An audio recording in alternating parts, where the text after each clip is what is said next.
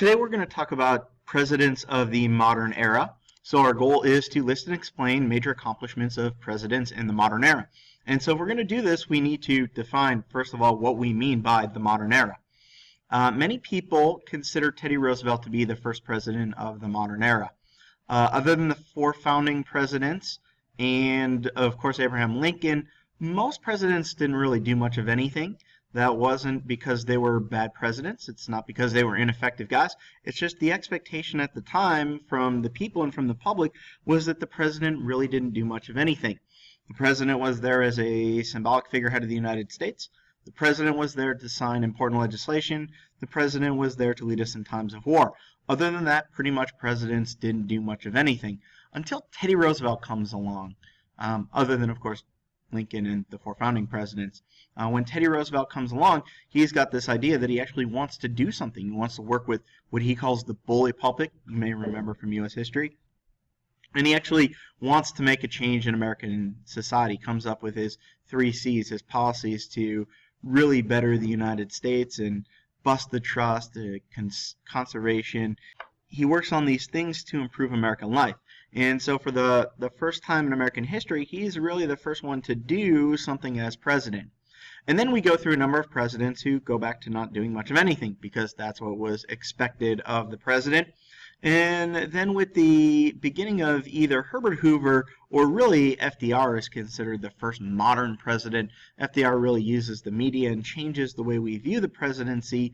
So we'll pick up just before FDR with President Herbert Hoover. If we want to look at presidents and sort of what many people consider sort of the current modern era, approval ratings have gone up and down. We see that Kennedy had the highest overall approval rating of any president at the time throughout the course of the entire presidency. And then the lowest were some of the presidents in the 1970s. Things didn't go so well in the 70s.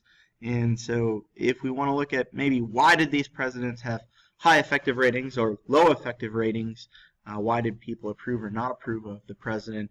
Let's take a look at what many of the presidents of the modern era actually did.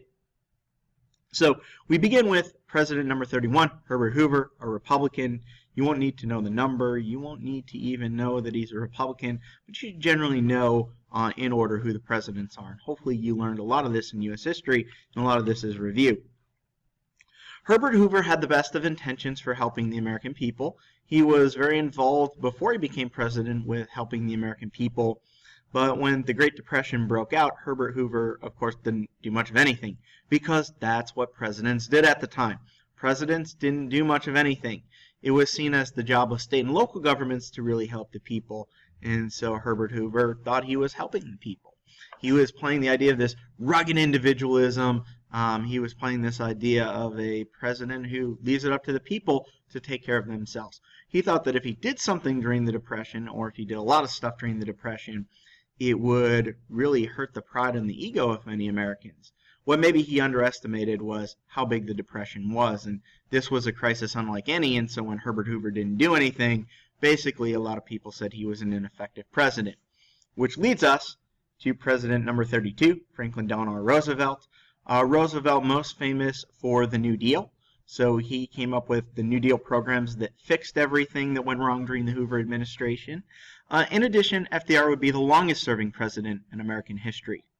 Traditionally, most presidents followed in the footsteps of George Washington. George Washington served 2 terms in office and he said, I'm it, I'm done. We need to have a new change in power. We need some fresh blood in there. And George Washington retired.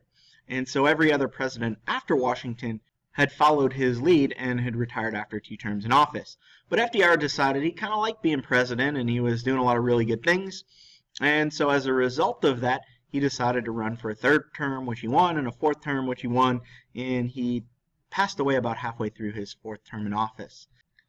This, of course, led to a constitutional amendment. After FDR had passed away, people decided maybe it's not such a good thing if we had somebody be in office that long. Even if the president was as good as FDR, maybe we should change things up a little bit. And so Congress would end up amending the Constitution to say that you can only serve a total of 10 years in office.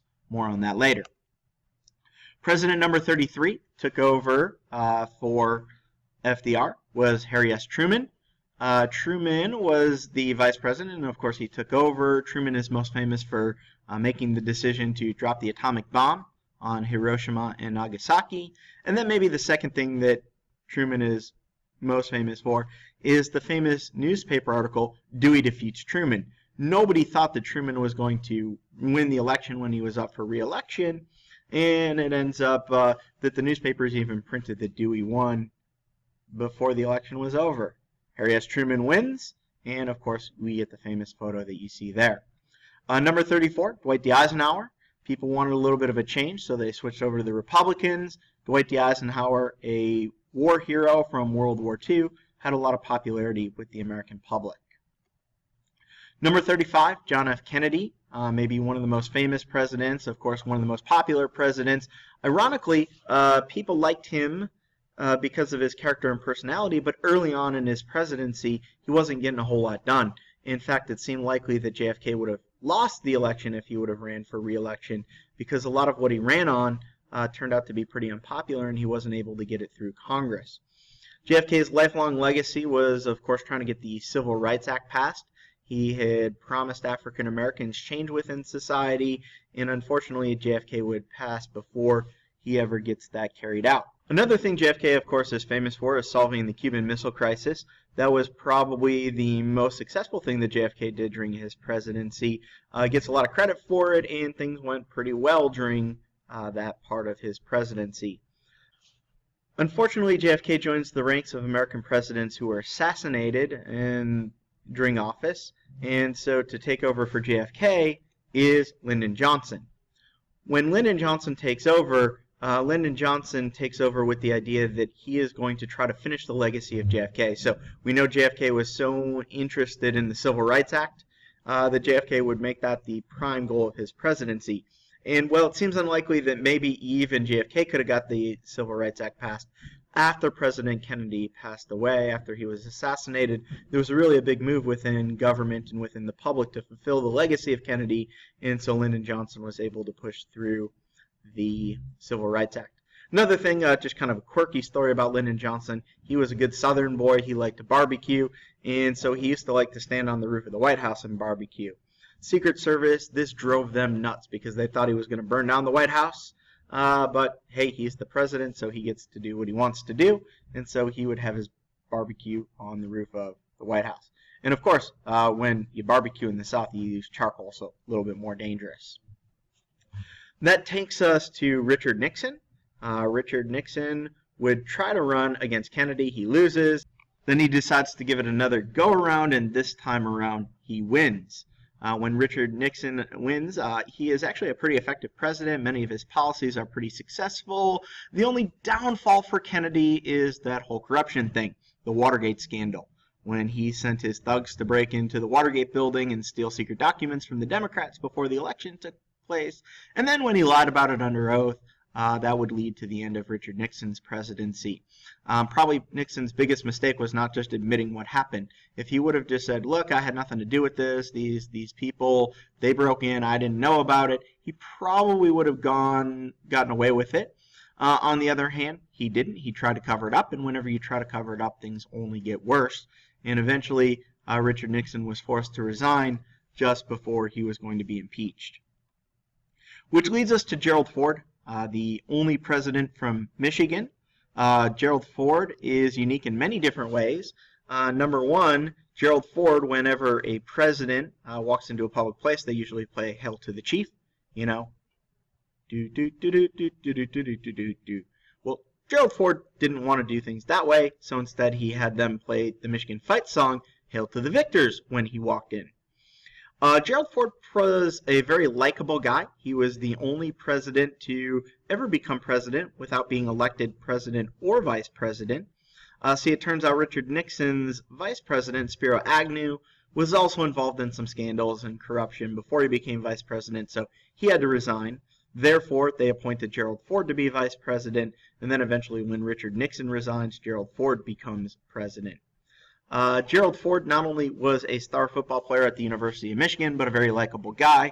The only thing that Ford had going against him is that he wanted to save the nation. And when Richard Nixon when Richard Nixon was forced to resign, a lot of people wanted Nixon put on trial. And Gerald Ford thought that this would actually divide America. He thought Americans would fight, Americans would never be happy about it. And so eventually he called for a pardon. He pardoned Richard Nixon for any crimes that he may have committed, which saved the country from the horrors of having to deal with a presidential conviction. The prospect of the former president going to jail really wouldn't have looked very good for the United States. But that being said, it was a very unpopular move, and Jerry Ford would not have won re-election. So he ends up losing his bid for re-election. Number 39, Jimmy Carter, the peanut guy. Jimmy Carter was not very effective as an actual president. He wasn't able to get much done. He struggled through the oil crisis and a lot of economic problems throughout the course of the late 1970s. Jimmy Carter would go on to become one of the most successful former presidents. So since he got out of office, he's done a whole lot to negotiate foreign policy and foreign treaties with other countries, done a lot of humanitarian work with other countries, and so he's really been one of the best presidents. That leads us to Ronald Reagan. Ronald Reagan, from humble backgrounds. Ronald Reagan was an actor. He rose to the charismatic position of governor of California because of his acting skills and his charisma. And he also knew a little bit about politics, and that would also lead him to the White House. When Ronald Reagan is elected president, he will come up with an idea known as trickle-down economics, or sometimes what's known as Reaganomics, giving tax cuts to the wealthy and the idea that they're going to spend that money, and those people will spend the money, and those people will spend the money, and the economy will get better because of it. Ronald Reagan's trickle-down economics program was pretty successful. Unfortunately, some of the long-term effects of that increase in government spending and tax cuts is something that has lasted with us to this day, and he really began the trend of presidents spending a lot of money. Considered by many to be the greatest Republican president other than Abraham Lincoln, he is a hero within the Republican Party. Which brings us to George H.W. Bush, Daddy Bush, Bush 41 sometimes as he's known. George H.W. Bush, the elder of the Bushes, was the vice president under Ronald Reagan, and he ran on the platform of, if you liked Reagan, you're going to like me. So people voted for George H.W. Bush. His most successful thing in office was that he helped lead us through the first Gulf War, the first war in Iraq against Saddam Hussein. The goal of that war was never to kill Saddam Hussein, so it was just to get the Iraqis out of Kuwait. He was very successful in that. Unfortunately for him, when he did this, it cost a lot of money to fight the war, and his campaign promise, if you remember from an earlier unit, was read my lips, no new taxes. And of course, when you fight a war, it costs a lot of money, so he had to raise taxes, and so he ended up losing the election to Bill Clinton. When Bill Clinton, William Jefferson Clinton, was elected the 42nd President of the United States, he ran off of the platform of being an average everyday guy. Really successful. He was one of the very few presidents who was able to work with people from both political parties, even though he was a Democrat. His financial policy, his fiscal policy, was very much a Republican plan, and it led to huge amounts of success. For the first time in the modern presidential era, Bill Clinton was able to balance the budget, something no other president has been able to do since Clinton. Unfortunately for Clinton, he got involved in a scandal with Monica Lewinsky, which is what many people remember about him. Ironically, his approval rating went up after his scandal with Monica Lewinsky. Bill Clinton was impeached. He was accused of a crime. He was not removed from office, and after his impeachment, his approval rating went up even more. So Bill Clinton, a pretty successful president, unfortunately scarred by the Monica Lewinsky scandal. That leads us to president number 43, Bush 43, George W. Bush, the son of George H.W. Bush. Bush 43 was probably most famous for his campaign platform of isolationism.